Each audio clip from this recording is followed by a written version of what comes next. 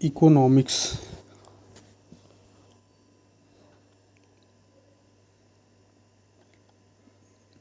बंगाल में जो भीषण अकाल आया था वह 1943 में आया था।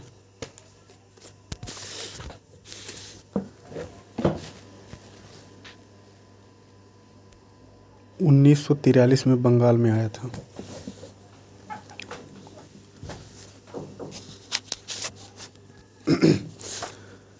दादा भाई नौरोजी ने धन निष्कासन को अनिष्टों का अनिष्ट, इविल ऑफ ऑल इविल्स कहा था।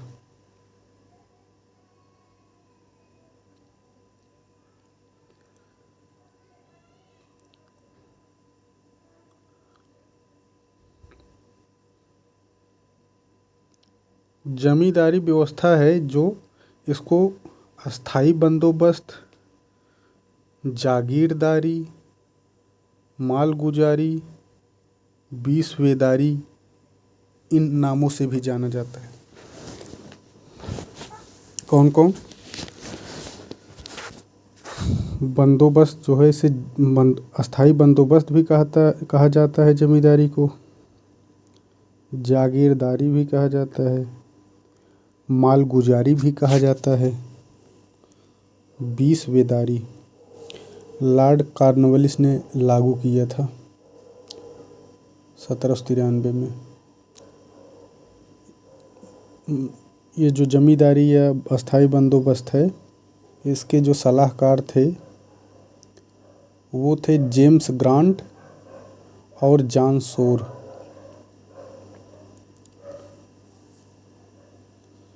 जेम्स ग्रांट और जॉन शोर इसके सलाहकार थे। यह जो है इसका प्रभावित क्षेत्र जो था अस्थाई बंदोबस्त का, बंगाल, बिहार, उड़ीसा और बनारस तथा कर्नाटक के उत्तरी भागों में। बंगाल, बिहार, बनारस खंड और उत्तरी कर्नाटक में 19% भूमि इसके तहत आती थी जमींदारी के तहत। मालगुजारी 10/11 भाग देना होता था और 1/11 भाग जमींदार के पास। महलवाड़ी मैकेंजी ने लागू किया था 1822 में उत्तर मध्य प्रांत एवं पंजाब क्षेत्र में 30% भूमि पर।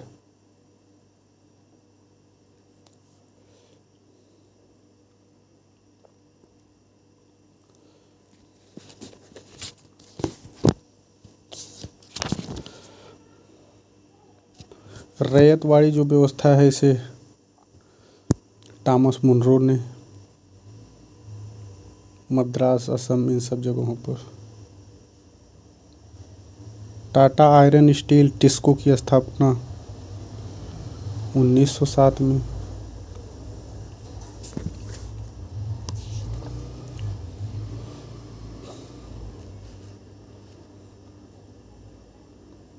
कब? 1960 में।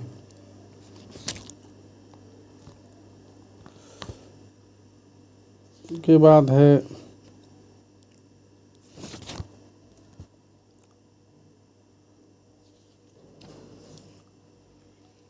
मानव विकास जो सूचकांक है इसके प्रतिपादक थे महबूबुल हक और इसके सहायक थे अमर सेन।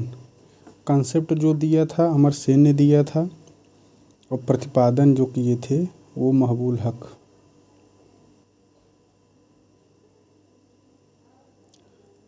मानव विकास सूचकांक के प्रतिमान जीडीपी इंडेक्स का आकलन विश्व बैंक द्वारा वस्तु एवं सेवाओं की क्रय शक्ति यानी पीपीपी के आधार पर होता है।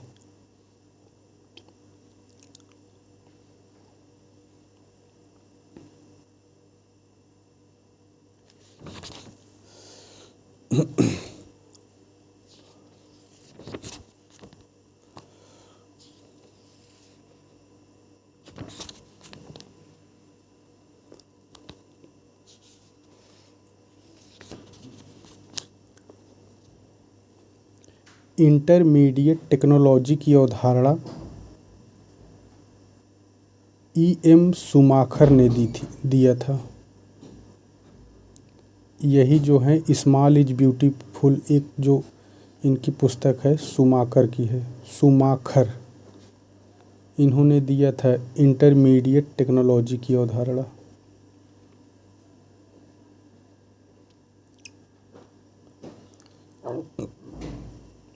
किस अर्थशास्त्री ने आधारभूत संरचना इंफ्रास्ट्रक्चर को सामाजिक उपरिव्यय पूंजी सोशल ओवरहेड कैपिटल की संज्ञा दी थी? हर्समैन ने आधारभूत संरचना को सामाजिक उपरिव्यय की संज्ञा दी थी, हर्समैन ने।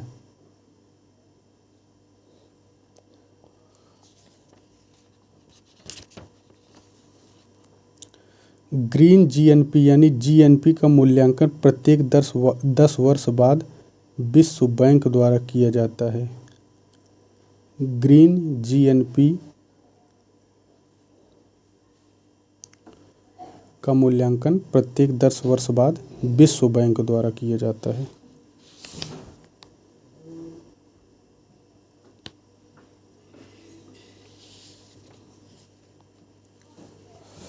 रोस्टो जो हैं उनकी रचना है the problem of economic growth.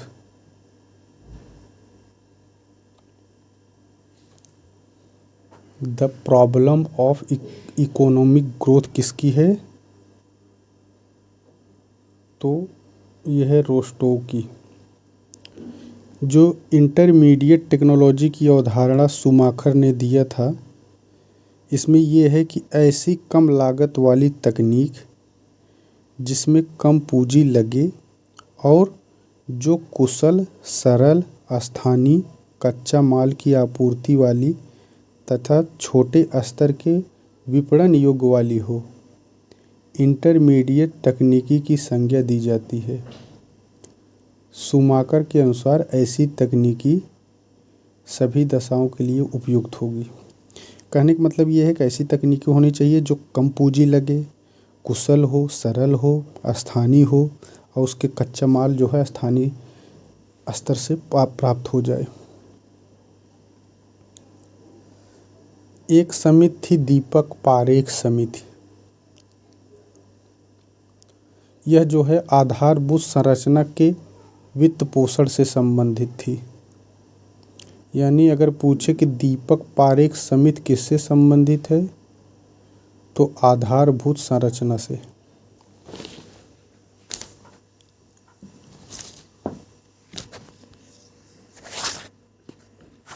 किससे है? आधारभूत संरचना से है दीपक पारेख समिति।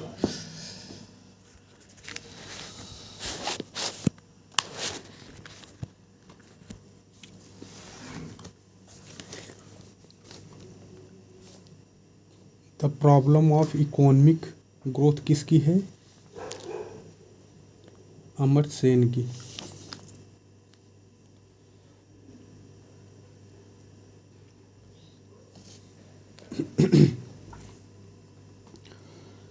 संतुलित विकास का सिद्धांत। यह विकास बहुमुखी विकास के सिद्धांत की अवधारणा पर आधारित है। जो संतुलित विकास का सिद्धांत है किस पर आधारित है? तो बहुमुखी विकास के सिद्धांत पर। और रोजेस्टन रोडान की है संतुलित विकास सिद्धांत।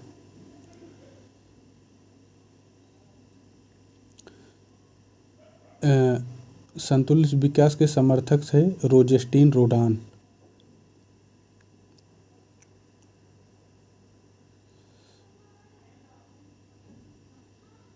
असंतुलित विकास का सिद्धांत हर्समैन। देखिए, संतुलित रोड पे जाओ एकदम संतुलित होकर के, इधर उधर मत घूमो।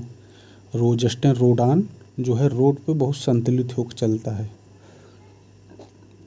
हर्समैन जो दिया था असंतुलित, अनबैलेंस ग्रुप। ये सिद्धांत इन्होंने दिया था।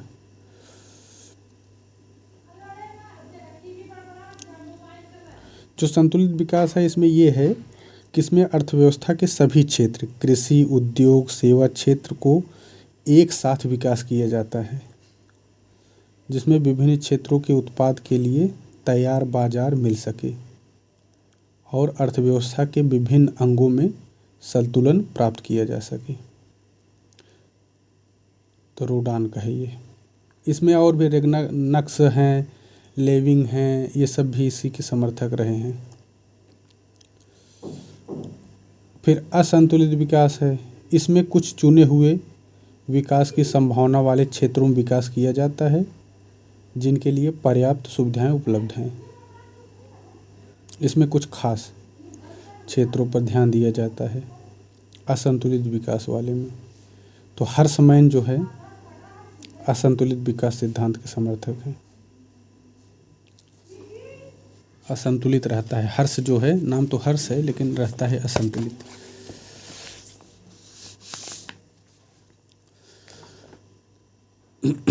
भारतीय अर्थव्यवस्था के विकास में संतुलित विकास अपनाया गया है।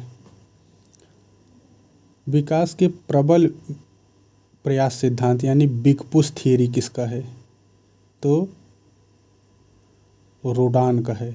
देखिए बिग, बहुत बड़ा रोड है, बिग पुश है, रोड पे हर आदमी बहुत बिग पुश मार रहा है।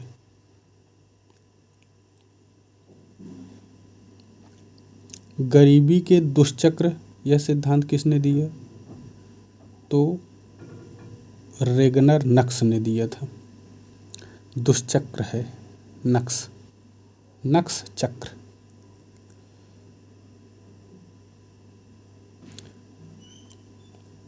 गरीबी के दुष्चक्र को चक्री संचयी अंतर प्रक्रिया, the process of circular and cumulative caution की संज्ञा दी थी तो गुरनार मिल्डर।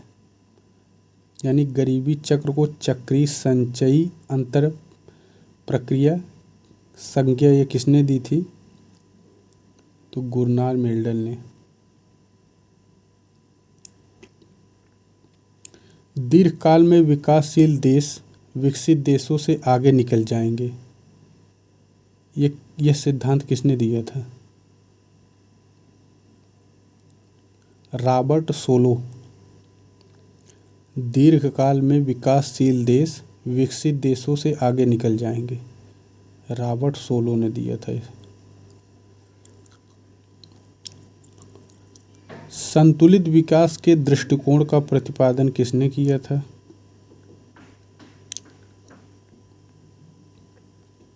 रेगनर नक्स ने। संतुलित विकास के दृष्टिकोण का प्रतिपादन रेगनर नक्स ने। एक देश गरीब है क्योंकि वह गरीब है, यह जो सिद्धांत है रेगनर नक्स का है।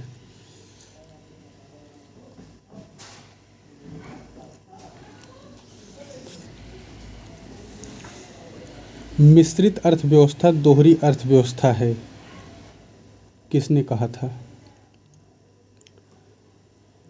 मिश्रित अर्थव्यवस्था दोहरी अर्थव्यवस्था है, इसे हेंसन ने कहा था। हेंसन।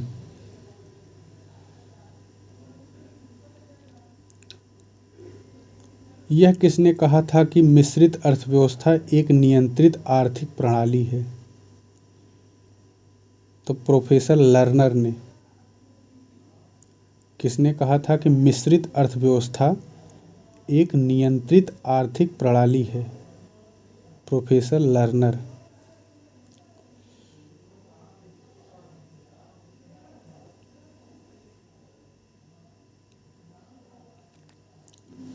एक उदारवादी मिश्रित अर्थव्यवस्था में राजकोषीय एवं मौद्रिक नीतियों में किसकी भूमिका अधिक महत्वपूर्ण होती है? तो मौद्रिक नीति की ज़्यादा भूमिका होती है। एक उदारवादी मिश्रित अर्थव्यवस्था में मौद्रिक नीति की ज़्यादा भूमिका होती है बजाय कि राजकोषीय। कारण क्या है कि सरकार का उतना हस्तक्षेप नहीं होता है ना, तो राजकोषीय जो नीति होती है वो सरकार से संबंधित होती है और मौद्रिक नीति सरकार नहीं निकालती है, वो तो बैंक निकालती है, केंद्रीय बैंक जो होती हैं। मिश्रित बाजार प्रणाली यानी मार्केट मिक्स्ड इकोनॉमी, इस प्रणाली में बाजार तंत्र की प्रधानता होती है। मतलब मिश्रित बाजार जो प्रणाली है, इसमें बाजार अधिक होंगे। संसाधनों का विभाजन बाजार की शक्तियां अर्थात मांग एवं पूर्ति के द्वारा होती हैं मिश्रित बाजार प्रणाली में। नियोजित मिश्रित अर्थव्यवस्था, तो जिसे प्लान्ड मिक्स्ड इकोनॉमी कहते हैं, इस तंत्र में राज्य की भूमिका प्रमुख होती है, क्योंकि कंट्रोलिंग पावर जो होती है ना, वो राज्य के पास होती है। उदारवादी अर्थव्यवस्था, लिबरलाइज्ड सिस्टम जिसे कहते हैं, इसे बाजार प्रधान नियोजित मिश्रित व्यवस्था की संज्ञा प्रदान की जाती है। उदारवादी कैसे? बाजार प्रधान नियोजित मिश्रित अर्थव्यवस्था। इस व्यवस्था में नियोजन के साथ साथ बाजार तथा निजी क्षेत्र की भागीदारी के प्रति अधिक उदारवादी नीति अपनाई जाती है।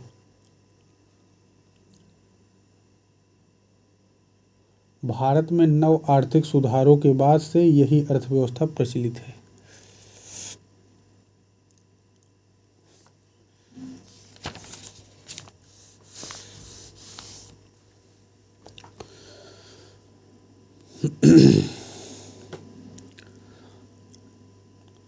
राष्ट्रीय आय को मुद्रा के रूप में मापा जाता है।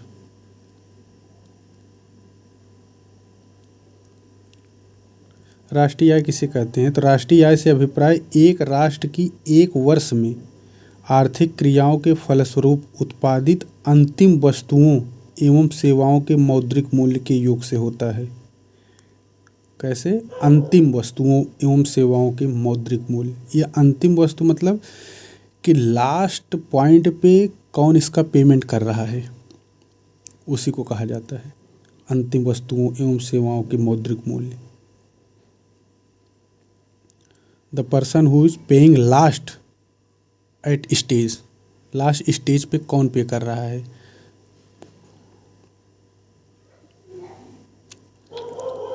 इसमें उन समस्त अंतिम वस्तुओं एवं सेवाओं के मूल्यों को सम्मिलित किया जाता है राष्ट्रीय आय में, जो देश के सामान्य निवासियों द्वारा घरेलू सीमा में अथवा इसके बाहर रहकर उत्पादित की गई हो। जैसे कोई भारतीय नागरिक मान लीजिए है, तो भारत में जो कर रहा है वो, और कोई भारतीय नागरिक जो विदेशों से पैसा पा रहा है, वो दोनों मिला दिया जाता है।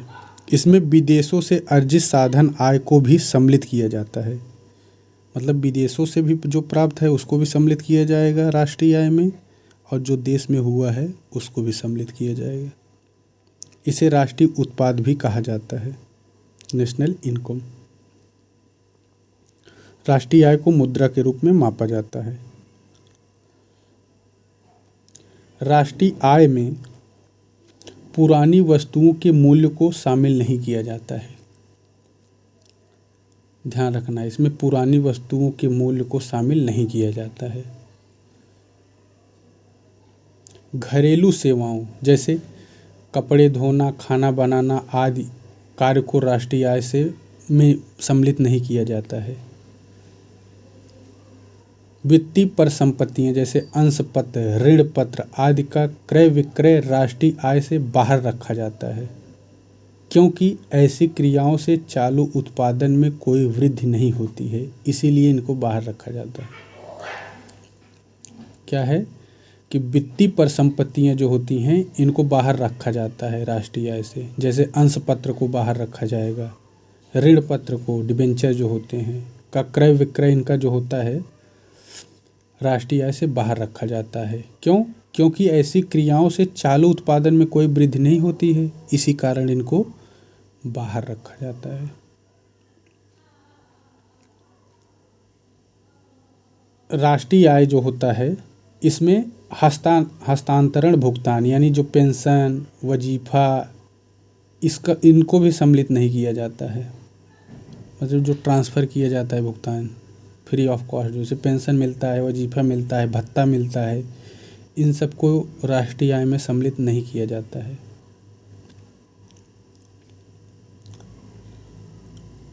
National income at current price, चालू कीमतों पर राष्ट्रीय आय क्या है?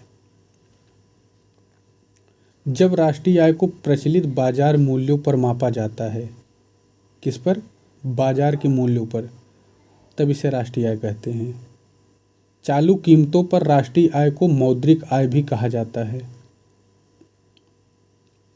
चालू कीमतों पर राष्ट्रीय आय को मौद्रिक आय भी कहा जाता है। स्थिर कीमतों पर राष्ट्रीय आय, national income at constant price,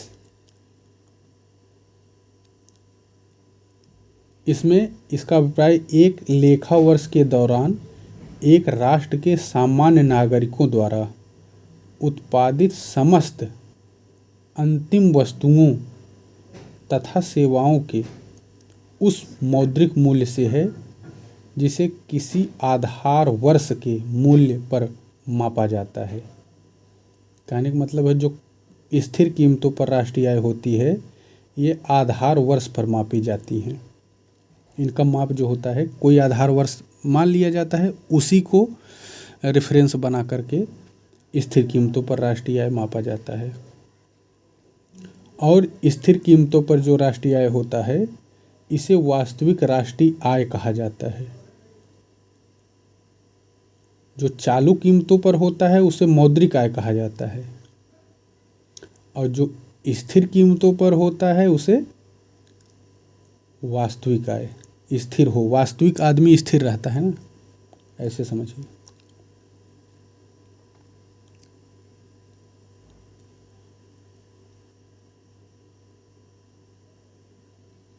जाता है प्रचलित बाजार मूल्यों पर प्रति व्यक्ति आय में से मुद्रास्फीति की वृद्धि दर को घटाने पर स्थिर मूल्यों पर प्रति व्यक्ति आय प्राप्त होता है।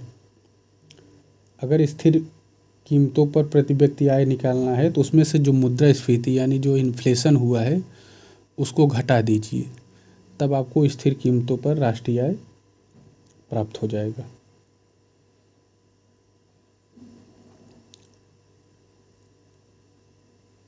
अब सकल घरेलू उत्पाद, ग्रॉस डोमेस्टिक प्रोडक्ट, जीडीपी, एक लेखा वर्ष में एक देश की घरेलू सीमा में सभी उद्यमियों, चाहे वे निवासी हों या अनिवासी, कहने का मतलब होता है जीडीपी में देश में जितनी गतिविधियां हुई होती हैं, चाहे वो भारतीय नागरिक रहा हो या विदेशी, उनके द्वारा जो भी उत्पादित की गई है, चाहे सेवा क्षेत्र से, प्राथमिक या सेकेंडरी या टर्सरी क्षेत्र से जो भी चीज़ें उत्पादित हुई होती हैं उनको जीडीपी में सम्मिलित किया जाता है, लेकिन केवल देश के अंदर होना चाहिए।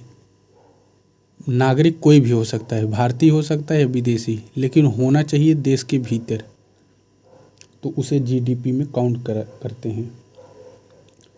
इस प्रकार से सामान्य नागरिकों द्वारा विदेशों में की गई मूल्य वृद्धि संबंधित देश के सकल जो होता है सब सकल घरेलू उत्पाद, अनिवासी द्वारा की गई सकल मूल्य वृद्धि को सकल घरेलू उत्पाद कहा जाता है। अब देखिए सकल राष्ट्रीय उत्पाद क्या है, ग्रॉस नेशनल प्रोडक्ट, जीएनपी जिसे कहते हैं। इसमें जो राष्ट्रीय आय की अवधारणा जो है यह जो है जीडीपी से बड़ा होता है। जीएनपी यह जो है सकल राष्ट्रीय उत्पाद की अवधारणा सकल घरेलू उत्पाद की अवधारणा से अधिक विस्तृत है, यानी जीडीपी से बड़ा होता है जीएनपी। इसका अनुमान घरेलू उत्पाद में शुद्ध विदेशी साधन आय जोड़कर लगाया जाता है। इसमें क्या है कि सकल राष्ट्रीय उत्पाद से आशय एक वर्ष की अवधि में एक देश के सामान्य नागरिकों द्वारा देश के घरेलू सीमा के अंदर या बाहर उत्पादित की गई अंतिम वस्तुओं और सेवाओं के सकल मूल्य से होता है। जीडीपी में तो बाहरी आय को सम्मिलित नहीं करते हैं, यानी जीडीपी में जो विदेशों से प्राप्त होता है आय उसको सम्मिलित नहीं करते हैं। लेकिन जीएनपी में विदेशों से भी प्राप्त यानी जो रेमिटेंसेस होते हैं उसको भी इसमें सम्मिलित किया जाता है। तो जीएनपी का जो सूत्र होता है वो ये होता है कि GDP plus X minus M, जिसमें एक्स क्या है, एक्स देशवासियों द्वारा विदेशों में अर्जित आय है और एम क्या है, तो विदेशियों द्वारा देश में अर्जित आय। तो जीडीपी में जीएनपी में जीडीपी शामिल होता है प्लस विदेशों से आय सम्मिलित होता है जो भारतीय लोग देते हैं यानी रेमिटेंसेस के रूप में। लेकिन जीएनपी में जो विदेशी नागरिक होते हैं उनके द्वारा जो अपने देश में कमाया गया पैसा है उसको निकाल देते हैं, यानी विदेशी लोग जो पैसा कमाते हैं उसको जीएनपी में काउंट नहीं करते हैं। जीडीपी में तो काउंट किया जाता है विदेशी नागरिकों द्वारा आय, लेकिन जीएनपी में इसको नहीं सम्मिलित करते हैं। यदि x बराबर m है, यानी यदि विदेशी जो लोग आय किए हैं और जो देश के लोग आय किए हैं बराबर होगा तो जीडीपी बराबर जीएनपी के होगा। इस प्रकार जो है बंद इकोनॉमी में पाया जाता है।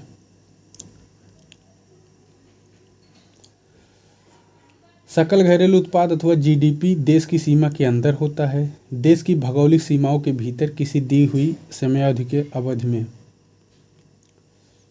होता है। यह सदैव आवश्यक नहीं एक संपूर्ण जीडीपी देशवासियों की उत्पादन सेवाओं का ही परिणाम होती है, ये जरूरी नहीं है। अच्छा, शुद्ध राष्ट्रीय उत्पाद क्या है? Net national product NNP. NNP में जो है जीएनपी में से जीएनपी जो होता है उसमें से डिप्रिसिएशन जो होता है उसको यानी जो ह्रास होता है उसको घटा देते हैं, यानी घिसावट जो होती है उसको घटा देते हैं तो उसे एनएनपी कहते हैं, शुद्ध राष्ट्रीय उत्पाद। पूंजी स्टॉक की खपत मूल्य ह्रास को इसमें घटा दिया जाता है। अब राष्ट्रीय नेशनल इनकम वस्तुओं तथा सेवाओं की बाजार कीमतों पर तथा द्वितीय। जब एनएनपी का मूल्यांकन अथवा माप साधन लागत पर किया जाता है तो उसे ही राष्ट्रीय आय के नाम से जाना जाता है। जब एनएनपी का मूल्यांकन किस पे किया जाता है? साधन लागत पर, तो उसे ही राष्ट्रीय आय के नाम से जाना जाता है। इसे ज्ञात करने के लिए बाजार मूल्य पर आकलित शुद्ध राष्ट्रीय उत्पाद एनएनपी में से शुद्ध अप्रत्यक्ष करों को घटाना होता है। इस प्रकार से ज्ञात मूल्य ही साधन लागत पर शुद्ध राष्ट्रीय उत्पाद कहलाता है। अच्छा, सर्वप्रथम मानक राष्ट्रीय लेखा प्रणाली स्टैंडर्ड नेशनल अकाउंट एसएनए कब प्रकाशित हुई? तो 1968 में यूएनओ द्वारा राष्ट्रीय लेखा प्रणाली, यूएनओ द्वारा 1968 में। 1 अप्रैल से 31 मार्च तक होता है। अच्छा, एक देश की घरेलू सीमा क्या है? तो साधारण बोलचाल की भाषा में घरेलू सीमा से अभिप्राय देश की भौगोलिक या राजनीतिक सीमा से लिया जाता है, लेकिन राष्ट्रीय आय लेखा प्रणाली में इसे विस्तृत अर्थ में लिया जाता है। जैसे देश की समस्त राजनीतिक सीमा, समुद्री सीमा सहित देश के निवासियों द्वारा 2 या 2 से अधिक देशों के बीच चलाए जाने वाले जलयान या वायुयान, जैसे एयर इंडिया का कोई विमान है इंग्लैंड और अमेरिका के बीच चलाया गया है हवाई जहाज़, तो ये भारतीय घरेलू सीमा का अंग माना जाएगा, भले वहाँ उड़ रहा है। ऐसे ही मछली पकड़ने की नौकाएं, तेल व प्राकृतिक गैस, यात्रा तैरते प्लेटफॉर्म जो कि वे सब होते हैं, सब घरेलू सीमा के अंतर्गत आते हैं। देश के विदेश में स्थित दूतावास, वाणिज्यिक दूतावास व सैनिक प्रतिष्ठान, वैज्ञानिक स्टेशन, सूचना व आप्रवास कार्यालय और सहायक एजेंसियां, उदाहरण के लिए भारत के अमेरिका, कनाडा, जापान तथा अन्य देशों में स्थित दूतावास भारत की घरेलू सीमा में आते हैं। मतलब जो भारतीय दूतावास हैं विदेशों में वो सब भारतीय सीमा के अंतर्गत आएंगे। वैयक्तिक आय क्या होता है? तो राष्ट्रीय आय माइनस निगमों का अवितरित लाभांश माइनस निगम कर, राष्ट्रीय आय सुरक्षा योजना, ये सब होता है, पर्सनल इनकम कहते हैं। वैयक्तिक आय में से वैयक्तिक प्रत्यक्ष करों का घटाया जाता है। सकल राष्ट्रीय खुशहाली, यह जो भूटान ने दिया था 1900, कब दिया था? जिग्मे वांगचुक ने दिया था 1972 में, राष्ट्रीय खुशहाली सूचकांक। सीएसओ की स्थापना 1951 में कोलकाता में है। सीएसओ की औद्योगिक सांख्यिकी जो शाखा है, वैसे तो सीएसओ दिल्ली में है, लेकिन इसका जो औद्योगिक सांख्यिकी शाखा है सीएसओ का, इंडस्ट्रियल स्टैटिस्टिक्स विंग, वो कोलकाता में है। सीएसओ अपना वार्षिक प्रकाशन राष्ट्रीय लेखा सांख्यिकी के नाम से जारी करता है। इसे श्वेत पत्र भी कहा जाता है। प्राथमिक क्षेत्र में खनन भी आता है। द्वितीयक क्षेत्र में विनिर्माण, विद्युत, गैस, जलापूर्ति, ये सब आते हैं। वास्तविक संपदा, लोक प्रशासन, ये सब तृतीयक क्षेत्र हैं। राष्ट्रीय प्रतिदर्श सर्वेक्षण, नेशनल सैंपल सर्वे, एनएसएस की स्थापना 1950 में, एनएसएस।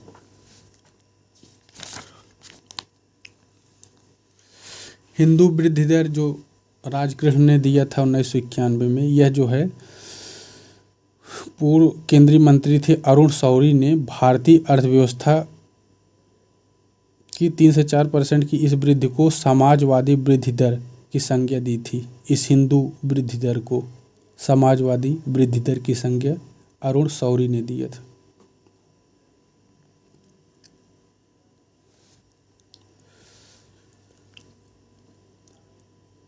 यदि एक दी हुई समयावधि में कीमतें तथा मौद्रिक आय दोनों दुगनी हो जाएं, कीमत भी दुगनी हो जाए और मौद्रिक आय भी दुगनी हो जाए, तो वास्तविक आय अपरिवर्तित रहेगी।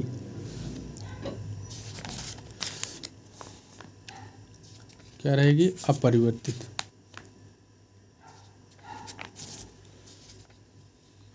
मानव गरीबी सूचकांक विकसित किया गया था 97 में, 1900।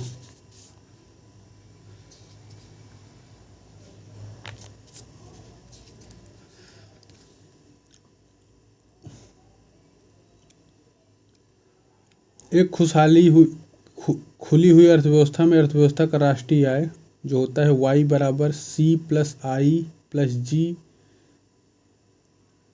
x-m। y बराबर C+I+G x-m।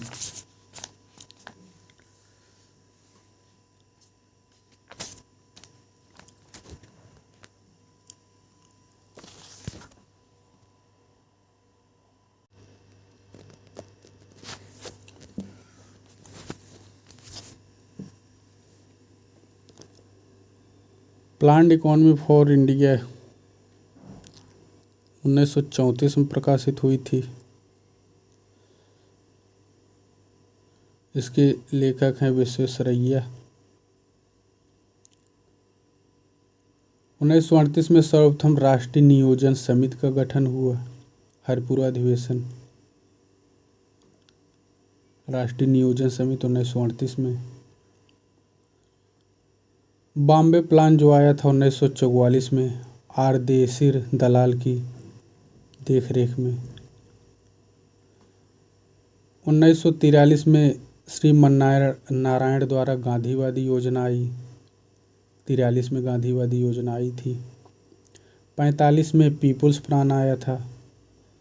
50 में जयप्रकाश नारायण द्वारा सर्वोदय योजना आया।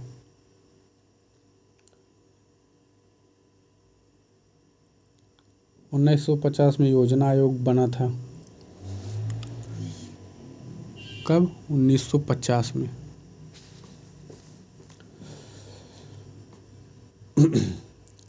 किसने राष्ट्रीय विकास परिषद को एक सर्वोच्च मंत्रिपरिषद की संज्ञा दी थी, यानी एनसीडीसी जो है? तो के संथानम ने कहा था राष्ट्रीय विकास परिषद को सर्वोच्च मंत्रिपरिषद।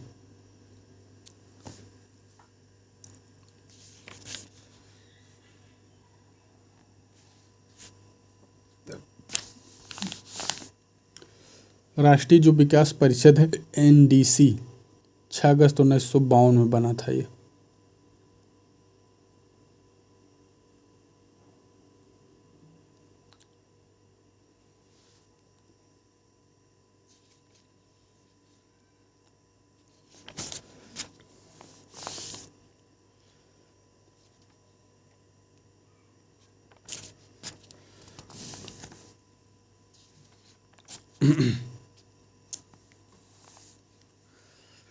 राज्यों के ये गाडगिल जो फार्मूला है, यह राज्यों के योजना सहायता फार्मूले के लिए था। चौथी पंचवर्षीय योजना में आया था बंटवारा।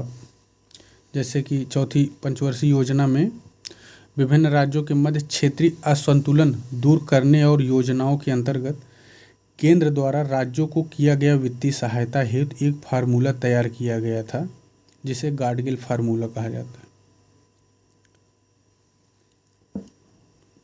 मतलब पैसा कैसे दिया जाए, आवंटन हो, यही था। भोजन, काम और उत्पादकता का नारा 7वीं पंचवर्षीय योजना में था। रोलिंग प्लान जनता सरकार। अब आ जाइए मानव एवं समावेशी विकास, ह्यूमन एंड इंक्लूसिव ग्रोथ। इसमें क्या है, 2 प्रकार की गरीबी होती है, एक सापेक्ष एक निरपेक्ष, रिलेटिव एंड एब्सोल्यूट। तो जो सापेक्षिक प्रतिमान होता है, इसमें ही लॉरेंज वक्र और गिनी गुणांक, किसी के सापेक्ष गरीबी को मापा जाता है इसमें। तो ये जो मापने के आधार हैं, लॉरेंज वक्र और गिनी गुणांक इसी में आते हैं, सापेक्षिक वाले में। रिलेटिव, सापेक्षिक प्रतिमान से गरीबी के सापेक्ष रूप का ज्ञात होता है। इसमें विभिन्न आयु वर्गों के बीच कितनी असमानता है यह स्पष्ट होता है। तो गिनी गुणांक और लॉरेंज वक्र, ये दोनों सापेक्षिक गरीबी मापने के लिए।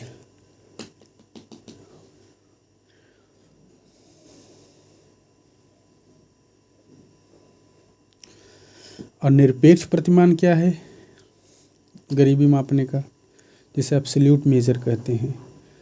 तो गरीबी मापन का निरपेक्ष प्रतिमान एक न्यूनतम आय उपभोग स्तर पर आधारित होती है। इसमें इस प्रतिमान का प्रयोग सर्वप्रथम खाद्य एवं कृषि संगठन FAO के प्रथम जो महानिदेशक थे आर बॉयड ने 1945 में किया था।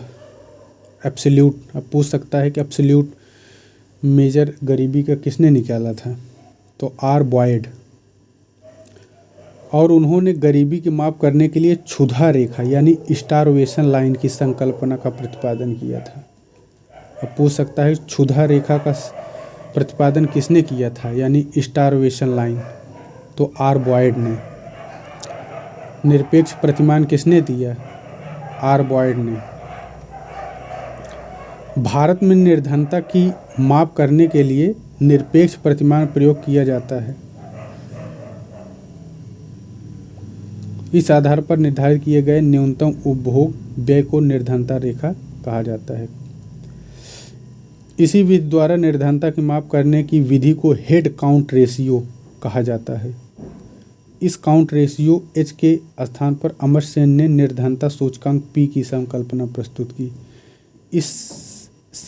इसे ही सेन का गरीबी गुणांक भी कहते हैं।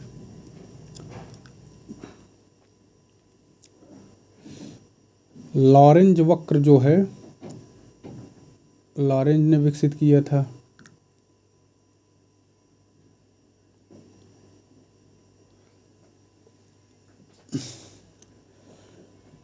गरीबी के आकलन के लिए अर्जुन सेन गुप्त समिति बनी थी। अब पूछ सकता है कि अर्जुन सेन गुप्त समिति किससे संबंधित है, तो गरीबी पर।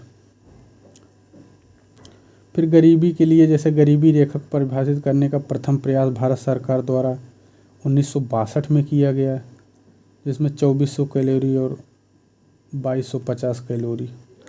फिर 1973-74 की कीमतों पर किया गया था। फिर एक टास्क फोर्स बनाया गया था गरीबी के लिए। उसके बाद गरीबी पर ही एनसी सक्सेना समिति बनी थी। अब पूछ सकता है एनसी सक्सेना समिति किससे संबंधित है, तो गरीबी से। सुरेश तेंदुलकर समिति 2004-05 बनी थी गरीबी पर। अभिजीत सेन, सक्सेना, सेन, तेंदुलकर, ये सब गरीबी पर समितियां हैं। सक्सेना, अभिजीत सेन, सुरेश तेंदुलकर। निर्धनता के लिए कई फार्मूले आए थे। फिर 2008 में एक निर्धनता के लिए फार्मूला आया था। सुरेश तेंदुलकर की अध्यक्षता में फिर आया था। निर्धनता रेखा के निर्धारण के लिए फार्मूले में उपभोग व्यय को आधार बनाया गया था। यानी जो सुरेश तेंदुलकर निकाले थे उसमें उपभोग व्यय को आधार बनाया गया था। जीवन के लिए आवश्यक सामग्रियों को इसके तहत बास्केट ऑफ मिनिमम लिस्ट बनाया गया था। फिर दांडेकर रथ फार्मूला आया था। ये पूछता है दांडेकर रथ फार्मूला किससे संबंधित है, तो गरीबी रेखा निर्धारण के लिए 1971 में आया था दांडेकर रथ फार्मूला। इसमें भोजन में कैलोरी की मात्रा को ही एकमात्र आधार माना गया है। सुरेश तेंदुलकर समिति के नए फार्मूले में कॉस्ट ऑफ लिविंग को निर्धनता की पहचान के लिए आधार स्वीकार किया गया। सुरेश तेंदुलकर समिति की निर्धनता रेखा सभी राज्यों के लिए तथा शहरी व ग्रामीण क्षेत्रों में अलग अलग है।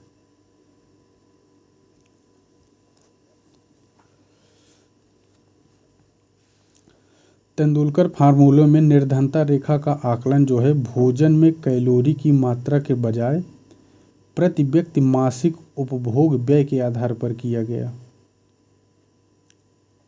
यानी तेंदुलकर जो फार्मूला है यह उपभोग व्यय पर है।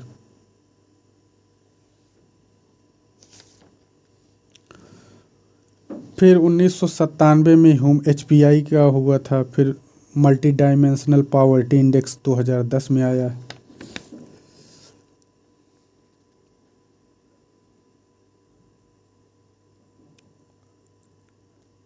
आठवीं जो किस योजना में निर्धनता को पूर्णतः समाप्त करने का लक्ष्य रखा गया था, तो आठवीं में कहा गया था कि निर्धनता को पूरी तरह से समाप्त करना है।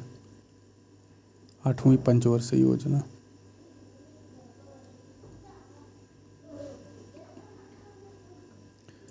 गरीबी उन्मूलन का नारा जो है वो 6ठी पंचवर्षीय योजना, कहीं कहीं 5वीं भी मिलता है, कहीं कहीं 6वीं भी। लकड़वाला एक समिति बनी थी, लकड़ावाला 1989 में, और 93 में इसने रिपोर्ट अपनी दी थी। गरीबी के निर्धारण हेतु योजना आयोग ने समिति का गठन किया था, लकड़वाला 89 में।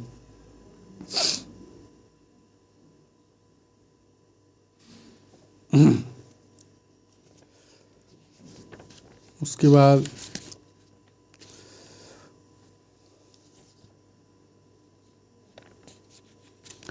अनैच्छिक बेरोजगारी क्या होती है, तो अनैच्छिक बेरोजगारी को खुली बेरोजगारी कहा जाता है, ओपन अनएम्प्लॉयमेंट।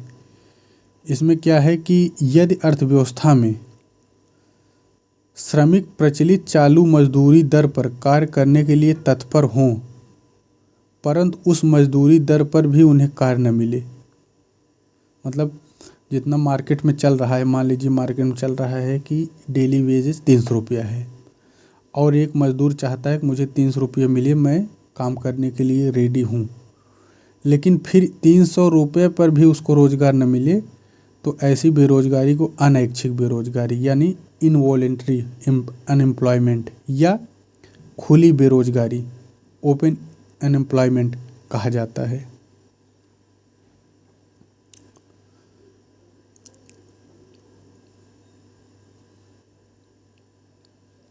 फिर एक बेरोजगारी होती है संरचनात्मक बेरोजगारी यानी स्ट्रक्चरल अनएम्प्लॉयमेंट। औद्योगिक क्षेत्रों में संरचनात्मक परिवर्तनों के परिणाम स्वरूप जो बेरोजगारी उत्पन्न होती है उसे कहा जाए। जैसे इसमें है कि कोई उद्योग स्थापित करना है, फिर एक उद्योग में से दूसरे उद्योग में जो स्थापना में समय लगता है, तो उस समय जो बेरोजगारी रहती है उसे ही संरचनात्मक बेरोजगारी कहते हैं। संरचनात्मक बेरोजगारी दीर्घकालीन होती है। कैसी होती है? दीर्घ होती है, यानी लॉन्ग टाइम। यह मूलतः भारत में बेरोजगारी का स्वरूप ही इसी प्रकार का है। मतलब भारत में संरचनात्मक बेरोजगारी का स्वरूप ज़्यादा है। अल्प रोजगार अंडर एम्प्लॉयमेंट, इसके अंतर्गत ऐसे श्रमिक आते हैं जिनको थोड़ा बहुत काम मिलता है और जिनके द्वारा वे कुछ अंशों तक उत्पादन में योगदान देते हैं, किंतु इनको अपनी क्षमता अनुसार काम नहीं मिलता है तथा पूरा काम नहीं मिलता है। इसमें कृषि में लगे श्रमिक भी आते हैं जिन्हें करने के लिए कम काम मिलता है। अल्प बेरोजगार मतलब कुछ दिन के लिए मिला रोजगार, ऐसे ही। फिर प्रच्छन्न बेरोजगारी यानी छिपी डिसगाइज्ड अनएम्प्लॉयमेंट, ये सीमांत उत्पादकता इनका शून्य होता है। कृषि क्षेत्र में इस तरह की बेरोजगारी पाई जाती है, छिपी हुई। उसके बाद होती है जो कृषि में होती है। इस प्रकार की जो बेरोजगारी होती है, इसका उल्लेख यानी जो सीमांत उत्पादकता और छिपी बेरोजगारी है, इसका जो कॉन्सेप्ट दिए थे वो हैं जॉन रॉबिन्सन ने 1936 में इस अवधारणा को दिया था। यानी जो छिपी बेरोजगारी किसने दिया था ये कंसेप्ट? तो जॉन रॉबिन्सन ने दिया था। फिर घर्षणात्मक बेरोजगारी यानी फ्रिक्शनल अनएम्प्लॉयमेंट जिसे कहा जाता है। बाजार की दशाओं में परिवर्तन, मांग एवं पूर्ति की शक्तियों में परिवर्तन होने से उत्पन्न बेरोजगारी को घर्षणात्मक बेरोजगारी कहा जाता है। मतलब मांग और पूर्ति में मांग ज़्यादा है, पूर्ति कम है, या पूर्ति ज़्यादा है, मांग कम है, तो इस तरह की जो बेरोजगारी उत्पन्न होगी उसे घर्षणात्मक यानी फ्रिक्शनल अनएम्प्लॉयमेंट कहा जाता है। फिर होता है मौसमी बेरोजगारी, मतलब सीजन में कुछ दिन होगा। जैसे भारत में कृषि सामान्यतः 7 से 8 माह काम चलता है, उसके बाद जो रोजगार नहीं पाते हैं उसे मौसमी बेरोजगारी होती है। फिर शहरी बेरोजगारी होती है। शहरी क्षेत्रों में प्रायः खुले किस्म की बेरोजगारी पाई जाती है। जैसे खुली बेरोजगारी अनैच्छिक होती है ना, वैसे ही खुली बेरोजगारी शहरी क्षेत्रों में भी पाई जाती है। इसमें औद्योगिक बेरोजगारी तथा शिक्षित बेरोजगारी को भी सम्मिलित किया जाता है। ग्रामीण बेरोजगारी होती है, कृषिगत बेरोजगारी भी कहा जाता है इसे। ग्रामीण बेरोजगारी को कृषिगत बेरोजगारी भी कहा जाता है।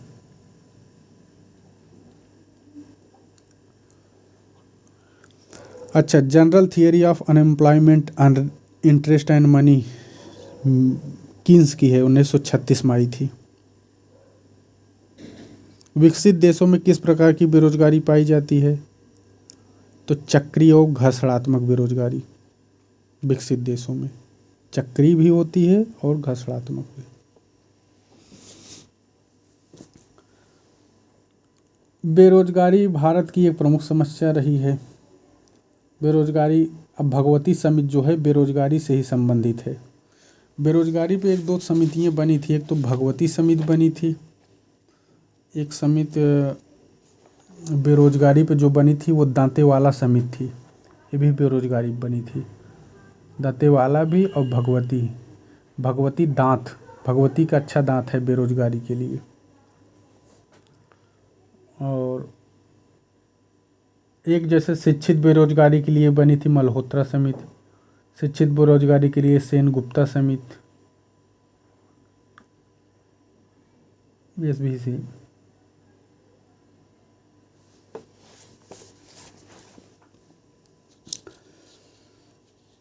तो भगवती समिति पूछता है किसके लिए बनी थी, तो बेरोजगारी से संबंधित है भगवती समिति।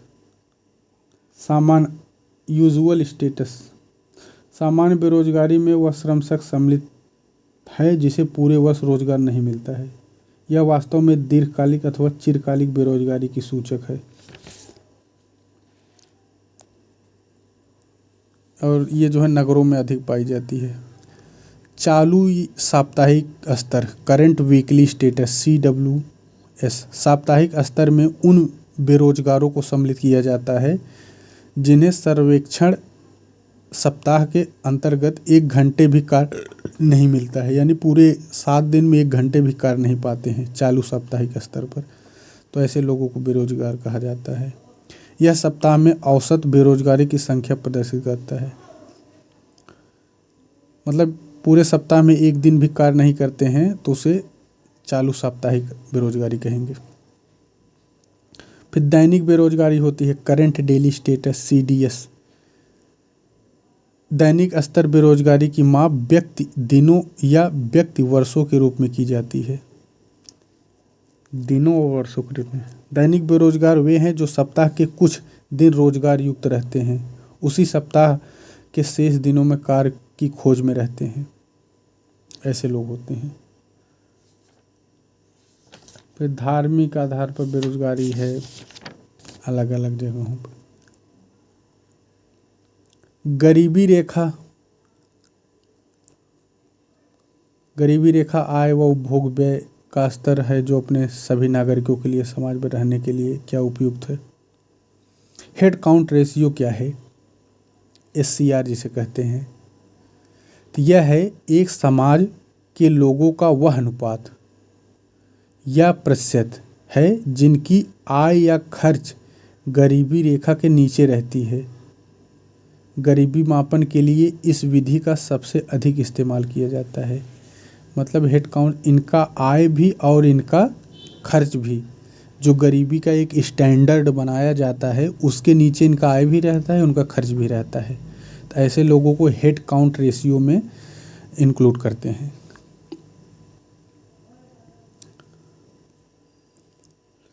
गरीबी अंतराल क्या है, पॉवर्टी गैप PG जिसे कहते हैं। गरीबी अंतराल संकेतक पॉवर्टी गैप इंडिकेटर विश्व बैंक विकास अनुसंधान समूह द्वारा निर्मित किया गया है। किसके द्वारा, विश्व बैंक विकास अनुसंधान समूह द्वारा निर्मित किया गया है। यह लोगों की प्रति व्यक्ति आय उपभोग की सूचनाओं का उपयोग करते हुए गरीबी की माप की जाती है। विश्व बैंक गरीबी अंतराल कौन जारी करता है, यही पूछ सकता है, तो विश्व बैंक।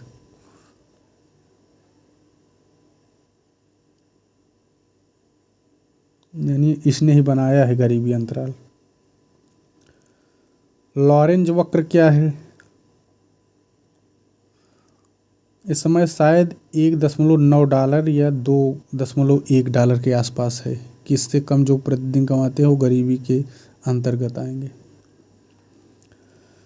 लॉरेंज वक्र यह आय का संचयी प्रतिशत और जनसंख्या के संचयी प्रतिपात के बीच, मतलब अनुपात के बीच, मतलब इसमें लॉरेंज जो है संचयी, इसमें ध्यान रखना है, लॉरेंज जो है संचयी, लॉरेंज जो है हर चीज़ संचित कर रहा है किसी को मारने के लिए,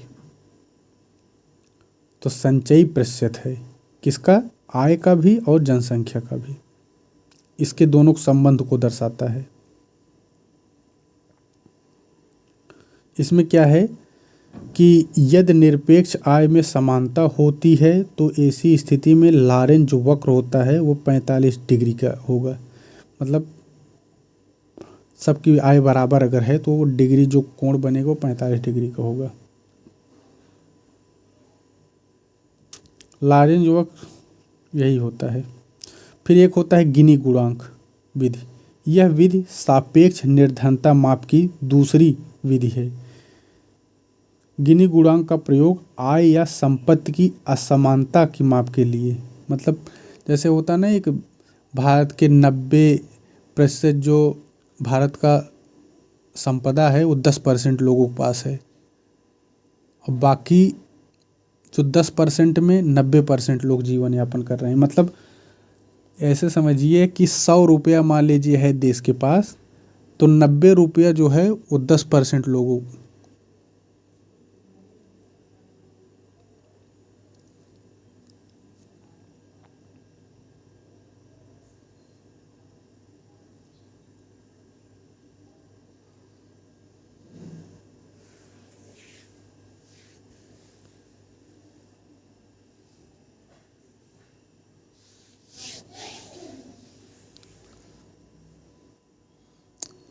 ऐसे समझिए कि जैसे 100 रुपया है तो 90 रुपया 10% लोगों के पास है, और बाकी जो 10 रुपया बचता है उसी में 90 लोगों को बांटना है।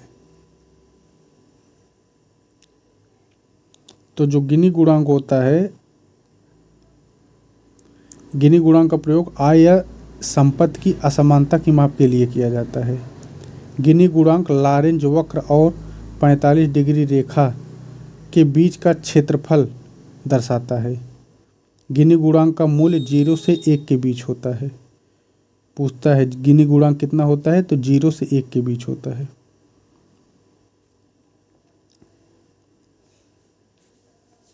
गिनी गुणांक 0 से 1 के बीच।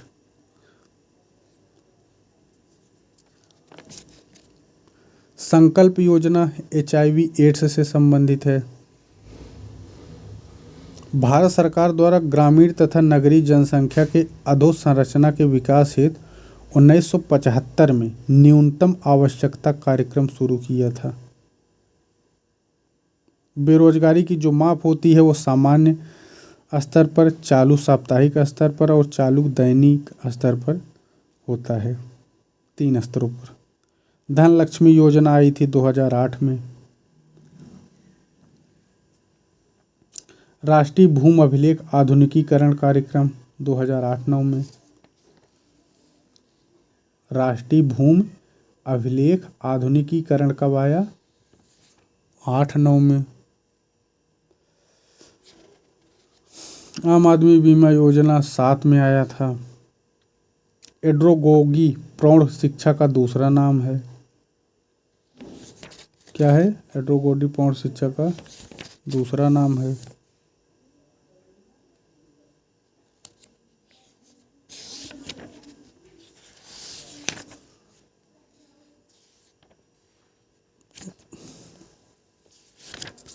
उसके बाद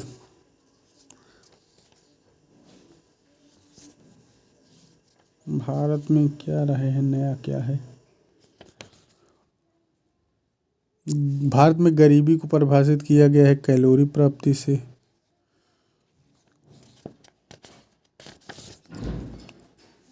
उसके बाद जो है कापार्ट एक स्वायत्त संस्था है जो कि ग्रामीण विकास के अंतर्गत कार्य करती है। कापार्ट।